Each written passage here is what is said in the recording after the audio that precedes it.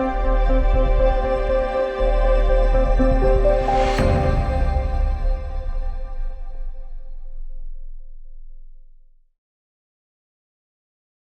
going to, first of all, talk about the Rhizosphere and its microbiome and give you some definitions about what the Rhizosphere is and what a microbiome is. And then I'm going to take you through basically some work that we did in a BBSC-funded project to try to understand how the microbiome affects plant health in a crop system. And then I'm going to sort of move on to give you sort of a flavour of some of the sort of research topics that I'm interested in at the moment, and just give you some sort of really brief, very introductory type material on a couple of projects that we've been doing to work on sort of microbial dynamics, the temporal dynamics of Rhizosphere communities. And also a sort of a feature of a lot of my work is unravelling new biodiversity that we just didn't know about previously, that the door's been opened to from some of the new sequencing techniques that we have available to us nowadays. So the first thing, the Rhizosphere and its microbiome. So you see this all the time in the newspapers, don't you, about the human microbiome. So a microbiome really is defined as the microbial community which inhabits and interacts with a host. And everything's got a microbiome, even down to the smallest protist. So in terms of the human microbiome then, this has been a feature really that you might not have noticed because you've been growing up, but it's really something that's been in the media, on TV programs about the microbiome, certainly in the last 5 or 10 years. And it's really based on recognition that the microbes that inhabit our bodies have really important impacts on our health. So there's a whole load of diseases now that we know about that are to do with dysfunction in our microbiome. And this includes all sorts of gastrointestinal diseases, diabetes, even some evidence that Alzheimer's disease might have a microbiome component.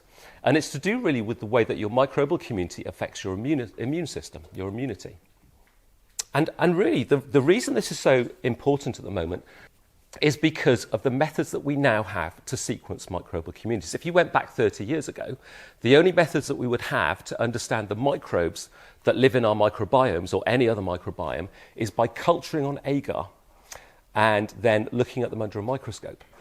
But over the past 30 years, we've been able to use sequencing technologies to actually look at those very complex microbial communities in incredible detail. And the reason we're able to do that is because of the cost of sequencing technology. So if you go back to the year 2000, the first draft of the human microbiome was published before you were born. But the cost there you can see in terms of cost of sequencing a million bases of DNA sequence was about $10,000. And you can see that over the years, certainly when you get to about 2007, 2008, technologies advanced and the cost of that sequencing plummeted, so that by the time we got to about 2015, you're talking about $0.01 per megabase of DNA sequence. And this technology improvement has been continuing ever since. And so you may be familiar with nanopore technology, for instance, for long-read sequencing. These developments are carrying on. And really, this has allowed us to do things that we just couldn't have dreamt of until about 10 years ago. So there's a whole range of techniques that have been facilitated really by this improvement in sequencing technology. And we can apply the sequencing technology to understand these complex microbial communities using 3 sort of broad methods. The first is called metabarcoding. I'm going to talk a lot about metabarcoding today. And this is a technology where you would target a particular gene to understand the population that you have in your sample. For a lot of microbiome studies, it's based on ribosomal DNA sequences. So bacteria, for instance, have 16S ribosomal RNA, and we amplify up the 16S that we extract from a microbial population, and then we sequence those 16S genes, and that can tell us which types of bacteria, for instance, we have in a sample. You can also do this for functional genes as well. So, for instance, if you're interested in denitrification, you can sequence the nitrate reductase genes in a soil sample, say, and actually do the same process. You can actually sequence all the copies you amplify from your community, and then identify the microbes that those belong to try to understand who's contributing to that function. So the other techniques that have been opened up are a technique called metagenomics, whereas rather than sequencing a particular gene, PCR sequencing a particular gene, one particular gene in your community, you sequence literally everything you get out from your DNA. And that allows you to sequence any functional genes, anything at all in your microbial community. You can actually nowadays assemble those into genomes, and I'll tell you a little bit about that later in the talk. And then once you have those genomes for a bacteria or a fungus, you can actually then interrogate what sort of functions, what that can do in its environment that it lives in. And then the other technique that's similar is to extract out messenger RNA. And that allows you to look at the transcriptome of your microbial community to work out which genes are being expressed at any particular point in time. So these are the techniques that are really revolutionizing our ability to understand the structure, the composition, the function of these complex microbiomes, whether they're in an animal host or whether they're in a plant. So my area of expertise then is in the rhizosphere. And really, this is defined as the root and its immediately surrounding soil. So you'll sort of be familiar with what happens when a plant grows through soil. What we have here is the root grown through soil. You can imagine the physical presence of the root sort of compacts this soil at the root tip. And then at this root tip, you have mucilage being produced to sort of aid the movement of the root through the soil. And to aid in hydraulic connectivity with the rest of the soil, so water moves up towards the root. But you also have this zone of elongation behind the root tip, and this is where you have it shaded here in yellow.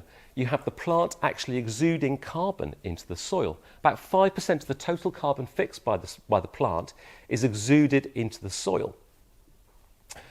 And I'll tell you about how that works in a minute. But you can imagine that a lot of carbon being exuded into the soil stimulates microbial growth. And this effectively is what drives the formation of the microbial rhizosphere. But the plant is also taking up water, it's taking up nutrients from the soil, and that will also affect the chemical and biological environment in which those microbes live in. So basically the root, through its growth, through its exudation, is affecting the microbiology of the soil in its immediate surroundings. So when we think about this zone then and how important it is, we can think of this for being important for the plant, because this is the place that the plant gets its nutrients from the rhizosphere. So it's really important at determining the yield of the plant. It's where the plant gets its water, and it's where the plant is anchored into the soil. But these processes that go on in the root zone also have broader impacts on the soil. It affects the way that the soil particles aggregate and the structure of the soil. That will affect water storage. It will affect the ability of the soil to resist erosion, which is a huge impact in agricultural soils. And it also impacts the way in which microbes cycle nutrients within the soil. And also soil carbon, because this whole process about exudation, root growth, mucilage production actually impacts carbon going into the soil, which can then be stored. Very interested in that as a way of mitigating against climate change at the moment. So then we have these other issues at the top here, which are to do with the microbes that will then grow in the root zone because of these processes. These processes will affect microbial abundance, they'll affect diversity and composition of the microbial community, and therefore the way in which those microbes interact with the soil and the plant. And then we also have a load of specialist symbioses and mutualisms that inhabit this root zone. You'll be familiar with root nodule bacteria and mycorrhizal fungi that grow in the root into the soil surrounding the root. So this is a bit of data really just to illustrate the types of compound that are produced as exudates being exuded into that soil in the surrounding the root. And so we typically find literally anything that you find in a plant can potentially be exuded into the soil. For most plants, the dominant exudate components are carboxylic acids and sugars. Different plant species, even different cultivars of a plant species, will produce different range of exudates in terms of the quality and quantity. This is what the exudates of oilseed rape looks like, and it produces an awful lot of malic acid into the soil. Does anybody know what that would taste like if you tasted malic acid? It tastes like rhubarb. So if you tasted that oilseed rape exudate, it would taste a little bit sugary because there's a bit of sugar, a little bit rhubarby. It's not shown on here, but you'd also taste a little bit of isothiocyanates, which are the flavour compounds from brassicas. So it'd be like cabbagey rhubarb. So, as I mentioned, then those exudates are really causing microbes to proliferate in the surroundings of the root. And actually this rhizosphere has been compared to the human gut. People think it really has the same sort of functions as the human gut microbiome. It's like an inverted gut. And this is a really great paper, Berensden et al., which really made that point and made those similarities come through between the way in which the rhizosphere works in terms of the plant stimulating microbes in its immediate surroundings, those microbes then interacting with the plant, affecting its immune system, affecting its nutrition through the gathering nutrients and pass them onto the plant, to sort of like think about that sort of concept. So this rhizosphere zone can extend anything from millimeters to maybe a centimeter or more from the plant root. It's a place where you will get orders of magnitude higher populations of microbes than in the surrounding soil. And those microbes are incredibly important at interacting with the plant and affecting its health.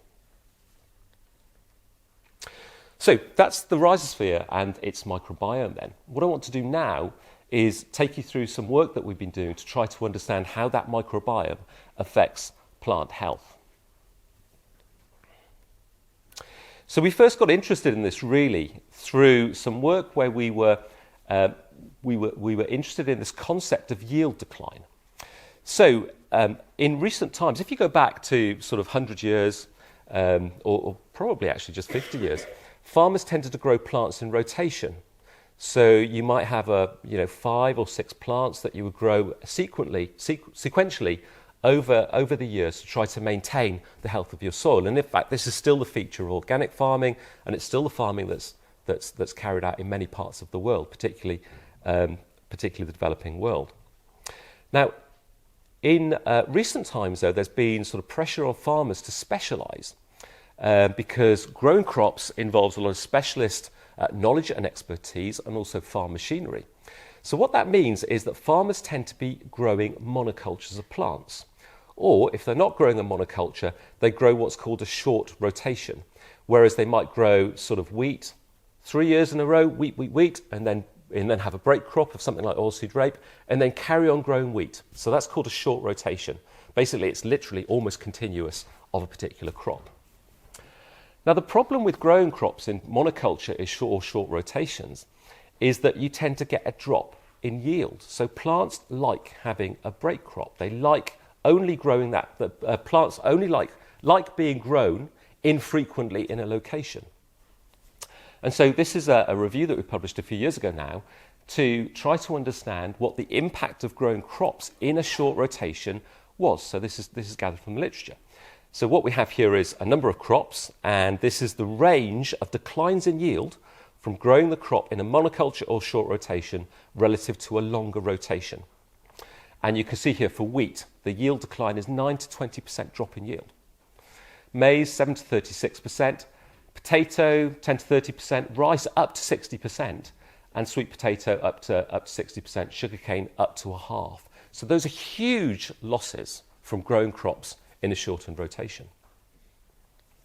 Now, when you look at the literature, really, the feature of these yield declines is that there's no real underlying feature that's been nailed in terms of why this is the case. But there's a load of possible reasons. One is that obviously if you're growing a crop year after year after year, you'll be selecting for pests and pathogens. So you might have fungal diseases, bacterial diseases, or nematodes. There might also be evidence that you are reducing, for instance, mycorrhizal fungi, some evidence in the literature for that. Oxotoxicity from the residues that are left in the field at harvest. And also there's a possibility that you're declining nutrient stocks that aren't being replenished by your fertilisation regime. Whole load of possibilities, but no real evidence for any of these crops in terms of the actual mechanisms that could be driving that yield decline. So we've been very interested in this because of oilseed rape yield decline. So oilseed rape, also called rapeseed or canola, is a really important crop in the UK. It's something like our 4th most important crop. We grow over 360,000 hectares. We yield about 1.3 million tonnes, value almost £900 million per year. But then if you extrapolate this globally, there's 72 million tonnes produced globally, so you're talking about many billions of pounds worth of oilseed rape being grown globally across the globe. And we use it for rapeseed oil, which we use for cooking. It's an important component of biodiesel, and it's an important animal feed product as well, once it's been pressed and had the oil removed. So we did some work with NIAB TAG a few years ago to try to understand, in a controlled series of experiments in East Anglia, what the impact of continuous or shortened rotations of oilseed rape was on crop yields. And this shows, it's a very clever experiment actually. We had all of these rotations from virgin, which means the first year of oilseed rape, through to one oilseed rape in 3 years, alternate, so every other year being oilseed rape, or continuous oilseed rape for 5 years. These are all practices that you can find in the UK. Farmers will do all of these things in their fields. But we were able to make sure that we had all of these present literally in the same field, so we had a sort of a common garden experiment for rotation frequency effects on yield. And what you can see here is that the yield, when you first grow oilseed rape in this field here, is about 3.7 tonnes per hectare. If you have oilseed rape 1 in 3, you have a yield decline of maybe about 15%. Alternate, you have a yield decline of about 20%, and then you're losing about a third of your yield using continuous oilseed rape cropping. And then we're able to go to government statistics, and they tell you how frequently all of these rotations are being done by farmers in the UK. And we're able to work that based on these sorts of rotation frequencies, the loss at the landscape for the whole UK was somewhere between 40 and 86 million pounds per losses. And so really we're very interested in this, and we had some evidence suggesting that this was due to microbiome dysbiosis, so dysfunctional microbiome building up with this increased rotation frequency of oilseed rape. So this is what our project was based on, trying to unravel the microbial mechanisms which were driving this decline in yield. So the project really was based on, high level, which microbes are linked to yield decline in oilseed rape.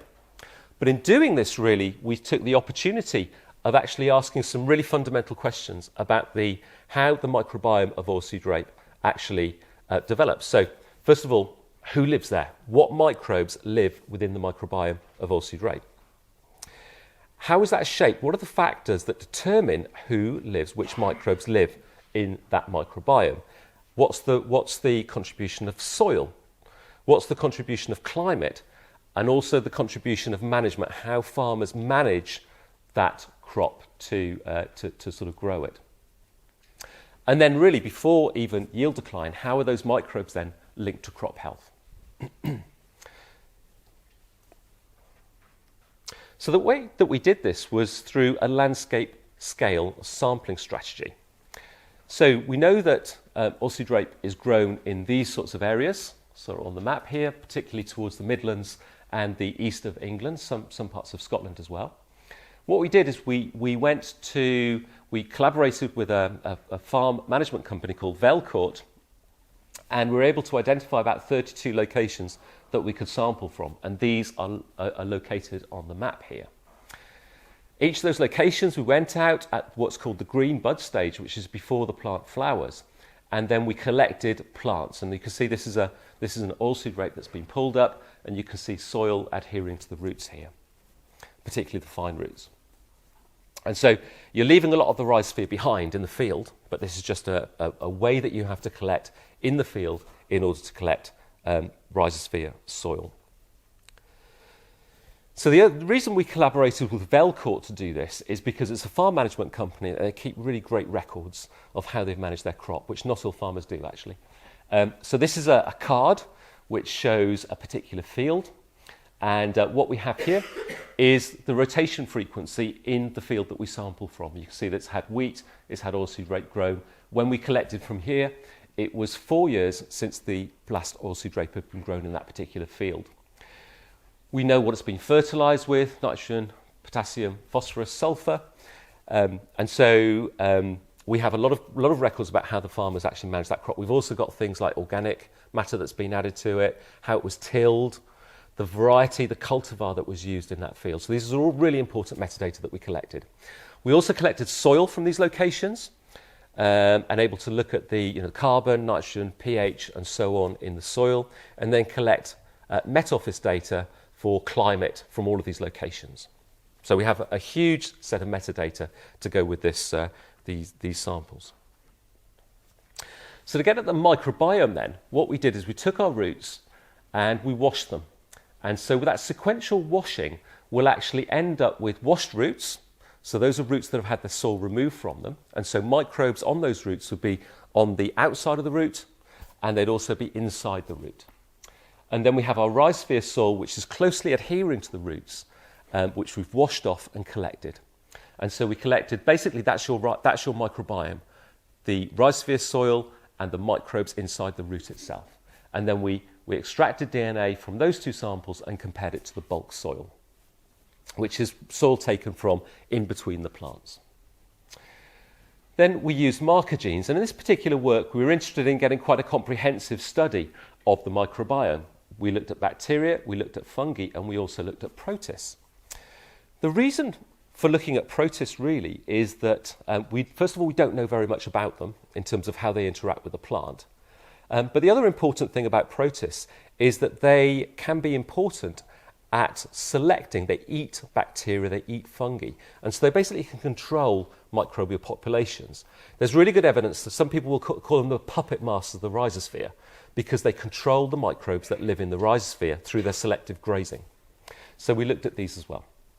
So we used marker genes to do this, and we're able to amplify up almost 9 million bacterial sequences, about 14 million fungal sequences, and about 5 million protist sequences. And then this is the number of species, really, OTUs they're called, operational taxonomic units. Had about 14,000 bacteria across a whole data set, almost 6,000 fungi, and almost 2,000 protists across all of our samples. So that gives you some idea about the complexity of the microbial populations that we're profiling. So when we got this data back, one of the first things that we did was to look at how yield was affected by rotation. And this shows a correlation between yield and years since soil-seed rate was growing. It's a highly significant correlation, and it really shows the same sort of pattern as I showed you in those field experiments, but on a landscape scale. So yield is affected by rotation frequency of oilseed rape. Next thing we did really was use a fingerprinting method to look at how the composition of those communities differed between roots, rhizosphere and soil. And to do this we use, it's like a principal component method, it's called NMDS. But basically it's like a representation of the similarity of two different samples to each other. Basically it's the fingerprint of the sample, all those different microbes that live in it, whether they're bacteria, fungi or protists. And if a sample has very similar composition to another sample, they're very close on the MDS plot. So what this plot really told us was that the bulk soil, rhizosphere and root samples had different compositions. And the root sample in particular is very distinctive compared to the rhizosphere and bulk soil. And it's very variable. It's much more stochastic in terms of its composition than the bulk soil and the rhizosphere. So basically you have a distinct microbial community inhabiting the rhizosphere and the bulk soil. The other thing that we can do is look at diversity. So this is a method called Fisher's alpha. It just tells us about the types of organisms that we have there and their evenness. And what you can see here is that for all of these three groups, you get reduced diversity in the rhizosphere relative to the bulk soil, and then still further reduced diversity in the root compared to the rhizosphere, because there's selection going on there. Microbes are selected into the plant microbiome. The other thing that you can do then is actually look at who's being selected into the microbiome.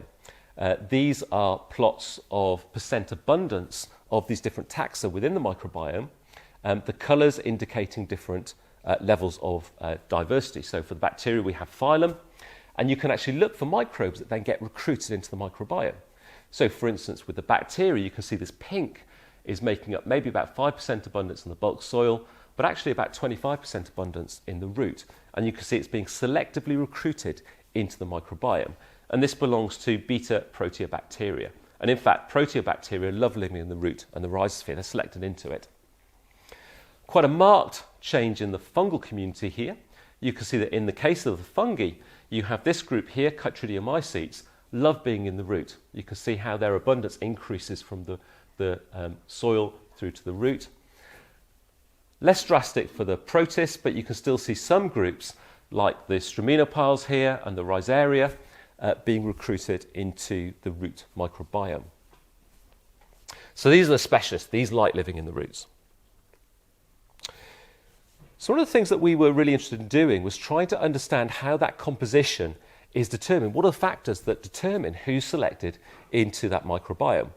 And we used a technique called redundancy analysis to do that. It's like doing loads of multiple regressions to try to take all of that metadata that I mentioned to you about crop variety, rotation frequency, soil characteristics, and trying to work out which of them is important at shaping the community that lives in the soil, the rhizosphere, or the root.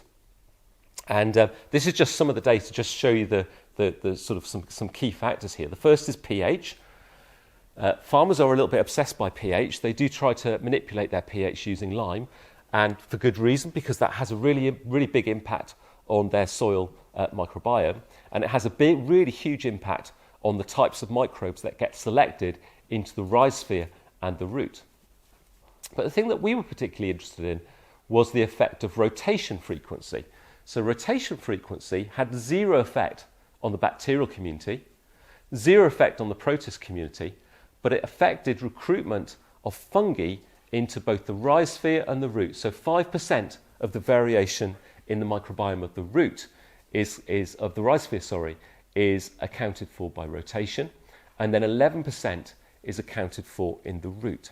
So it's really indicating that rotation is affecting microbiome composition, but through the fungal community. And if you think about that rotation frequency being linked to yield decline, it's evidence maybe that the fungal community is associated with that yield decline. So the other thing that we can do then is we can actually look at the types of microbes that are selected into the root. And this is some data for fungi. So what we have here is I've picked out some fungi that are particularly important and shown their relative abundance in the bulk soil, the rhizosphere, and the root. So if they're very abundant in that compartment, they're in red.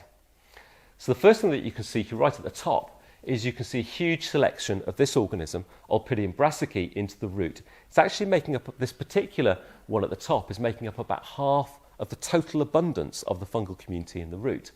And if you look down the list, there's a couple of other Olpidium brassicae varieties as well that are being selected into the root. You can also see a number of other organisms that are being selected into the roots, Cadophora, Gibellulopsis, for instance.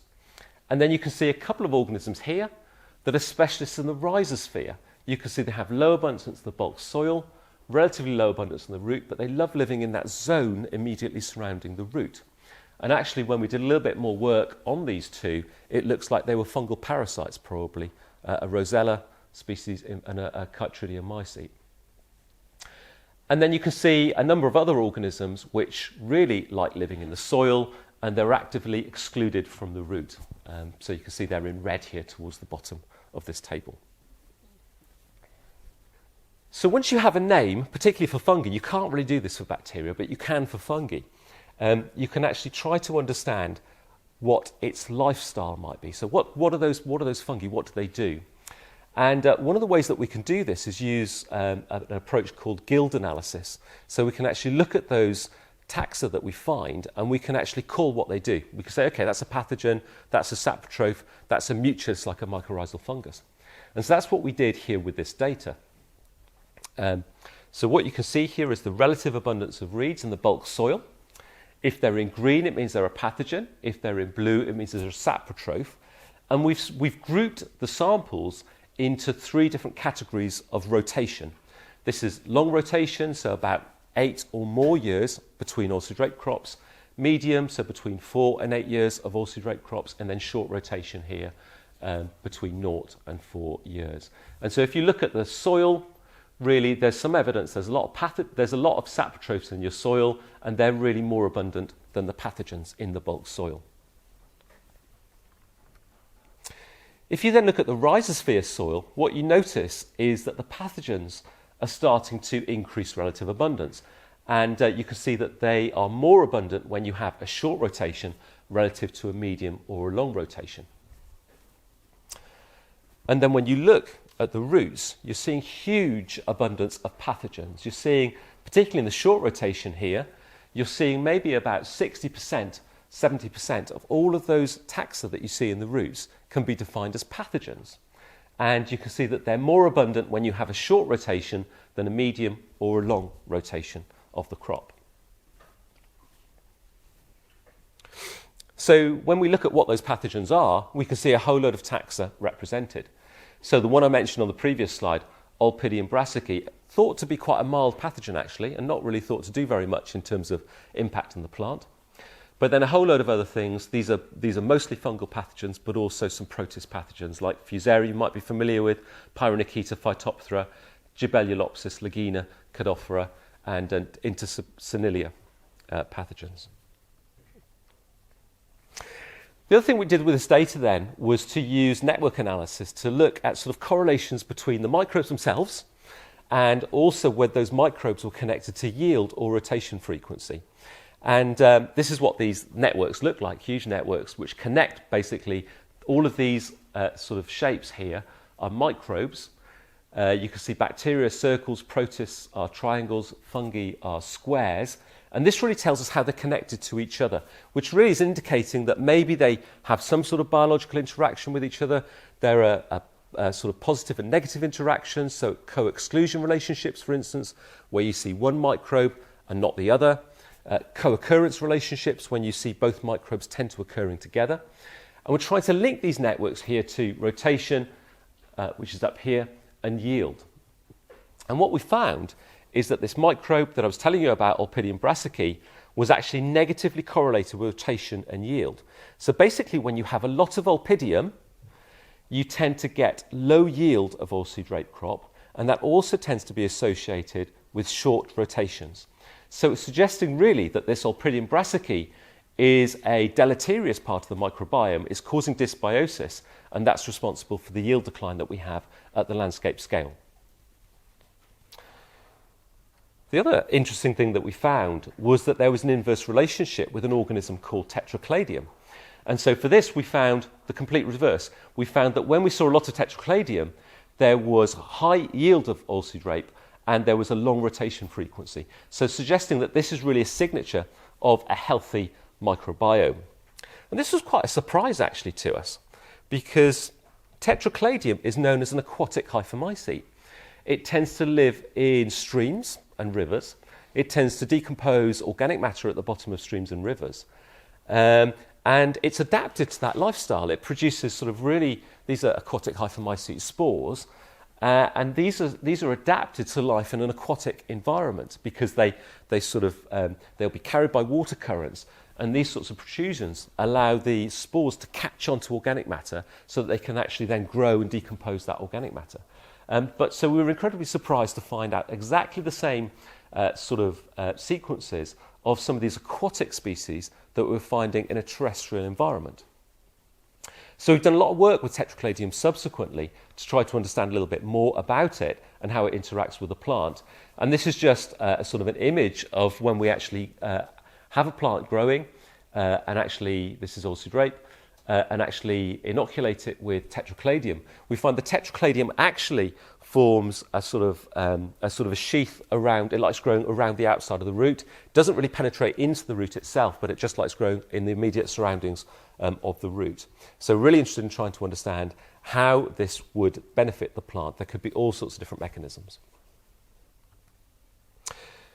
So now I want to sort of quickly take you through some other sort of areas that we've been working on. Really just to give you a sort of taste of the systems, sort of approaches, and some of the findings to do with microbiome dynamics. So really interesting thing that I think about microbiomes is how they change in space and time. This is some work that we did a number of years ago in a willow cropping system. So willow is an important bioenergy crop. And what farmers do is they grow willow, they chip it, they take it to a power station, they burn it as a sort of carbon neutral way of generating electricity. And we had some funding a few years ago in this carbon biocrop project with a load of collaborators to try to understand the sort of carbon dynamics of the system. And my part in the project was understanding below-ground interactions, and particularly interactions with symbionts. And so one of the things we were interested in was trying to understand the spatial and temporal structure of these below-ground microbial communities. And we collected samples at 5 times between October 2010 and October 2012, and we looked at sequencing of the fungal communities. And I was particularly interested in this system because they are able to form mycorrhizas. These willow plants produce mycorrhizas. And they particularly produce a type of mycorrhiza called an ectomycorrhiza. And these are typical of lots of woody tree species. So oaks, pines, birches will all produce this type of mycorrhiza. And the trees can be obligately dependent on the mycorrhizal symbionts. And this is what I did my PhD on, actually, these systems. This is a cross through a microcosm in which we have a pine plant growing. The pine's been cut off, unfortunately, but this is the root system growing through here. These little balls here are the roots, and this is the fungus actually growing from the plant into the surrounding soil. And of course, it's the plant is just acting as an anchor for the mycorrhizal fungus. It's the fungus that's growing out to the soil. It's being fed by carbon from the plant. It's collecting nutrients, nitrogen and phosphorus, and then it's trading that nitrogen and phosphorus with the plant for carbon. And a lot of these fungi that you would see in a woodland, like fly agaric, these are mycorrhizal species. All that carbon in the fly agaric actually ultimately came directly from the plant in exchange for nitrogen and phosphorus. So we're really interested in trying to understand these systems. So we sampled these systems over time, and we looked at the communities exactly the same as what I just showed you with the Aussie rape. We're actually looking at guilds here of fungal communities, whether they're saprotrophs, pathogens, ectomycorrhizas, or endophytes. And endophytes are really, that just means they live in the root, but we don't know what they do. And we're able to profile the relative abundance of these, and also the OTU richness, so the species richness of all of these groups. And so the OTU richness is the symbols, and the bars are relative abundance. So basically looking at these communities then over time, between October 2010, October 2011, you can see the fungal community on the roots is dominated by these ectomycorrhizae. They're making up about 60 to 65% of the relative abundance of this community, and you can see there's maybe 65 to 75 different species living on those roots. You can see there are small numbers of endophytes and small numbers of pathogens in the system in red and green. But then between October 2011 and July 2012, we get a huge crash in the ectomycorrhizal community. They've crashed from 60-70% abundance through to about 10% abundance, and the species have dropped by over a half. Now you're only getting about 25-30 species. So I realised that you would have been quite small in sort of 2012, but does anybody remember their summer holidays in 2012? You probably don't, but I'll explain to you in a minute. But so what you're seeing in July 2012 is you're seeing a huge increase in saprotrophs, and you're also seeing a sort of increase in saprotroph diversity. And you're also seeing an increase in pathogens in the system as well. When we look at those species that have been lost from the system, we can look at mycorrhizal fungi in terms of whether their mycelium is hydrophobic. Do they like water? Does water form droplets on their mycelium? Or are they hydrophilic? Are they happy growing through water or not? And we found that there was actually a huge drop in the relative abundance and the richness of hydrophobic species. So hydrophobic are these black, because they're dominating the community until October 2011, and then they've, again, taken a drastic drop by 2012. And really, we should have known why this happened, because this is 3 o'clock in the afternoon during one of our sampling trips. Thunderstorm, rain. This is what the whole field site looked like the whole time we were there. It's sodden, because it rained so much in that summer. If you were camping out that summer, it would have been a horrific experience. And when we looked at the volumetric moisture content of the soil over 2012 in green, we found that relative to 2010 and 2011, it was at about 0.5 metres of water per metre of soil, which is saturated. So the soil was saturated over this period of time. And in fact, it was an extreme weather year. We had extreme rainfall during that year, and it's extreme rainfall then which is causing that huge decline in mycorrhizal fungi over that time period. What are the recovery? What's the impact on the host? We don't know, but it had a huge impact on the microbiome.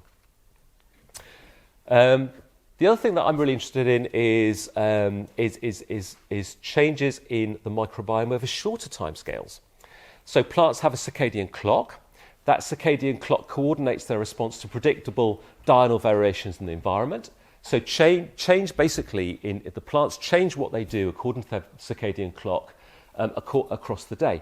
Growth is diurnal, defense response is diurnal, photosynthesis diurnal, metabolism, leaf movement, all diurnal processes are controlled by the plant's circadian clock. We were interested to see whether the Rhizosphere microbiome is also diurnal. And this is from some work that we published a couple of years ago. And what we did is we took Arabidopsis plants and we grew them under a light dark cycle for about 3 weeks. And at the end of that 3-week period, we converted the environment to constant light.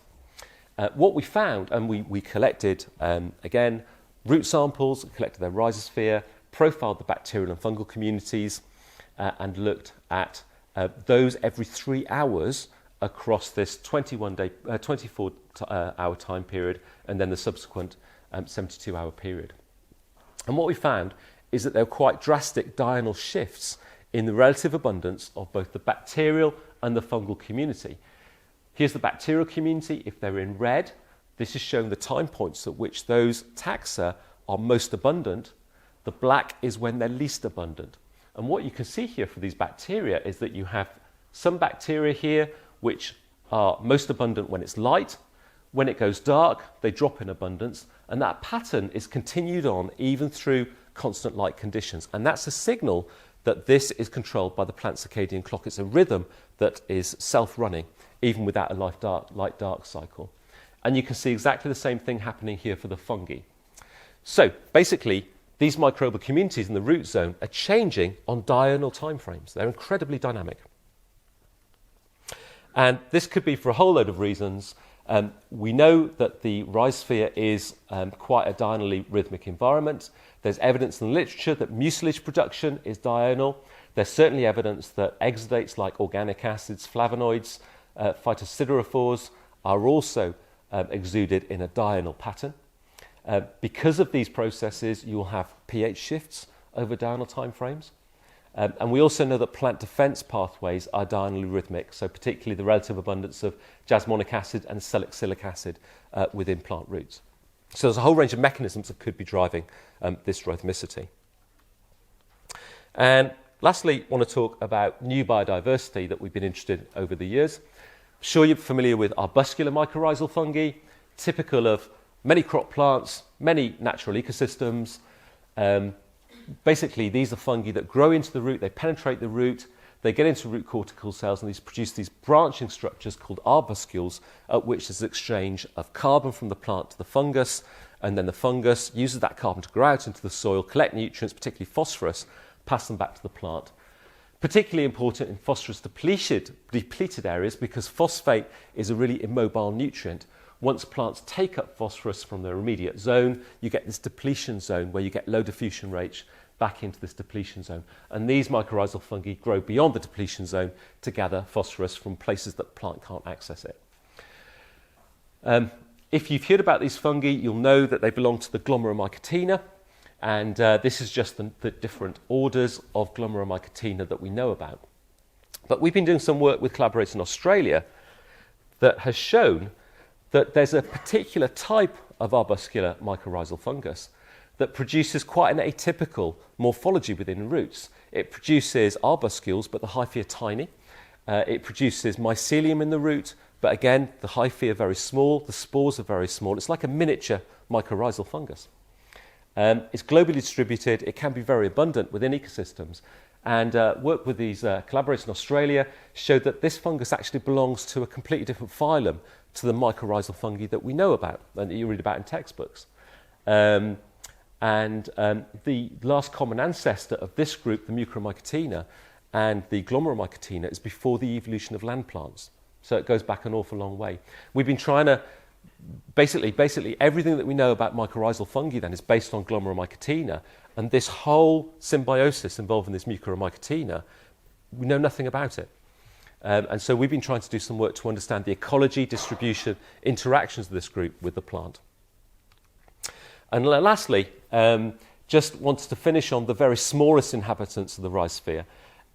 This is some work that we did a couple of years ago to look at phages. So bacteria have their own groups of viruses called phages, and these can be really important at structuring bacterial communities.